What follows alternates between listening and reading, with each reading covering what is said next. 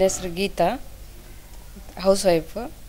DS max ನಮ್ಮ ನಾದಿನಿಯವ್ರ husband ಹೇಳಿದ್ದು, ಅವರಲ್ಲಿ ಪರ್ಚೇಸ್ ಮಾಡಿದ್ದೀವಿ, ನೋಡಿ ಬಂದು ನೀವು ಅಂತ.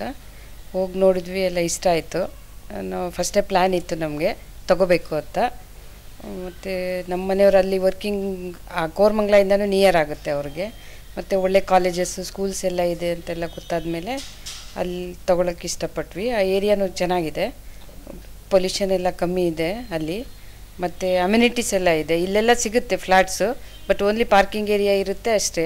ಈಗ ಅಲ್ಲಿ ಸ್ವಿಮ್ಮಿಂಗ್ ಪೂಲ್ ಇದೆ, ಜಿಮ್ ಇದೆ, ಮಕ್ಳಿಗೆ ಪ್ಲೇ ಏರಿಯಾ ಇದೆ, ವಾಕಿಂಗ್ ಏರಿಯಾ ಇದೆ. ಹಾಗಾಗಿ ಅಲ್ಲೇ ತೊಗೊಂಡು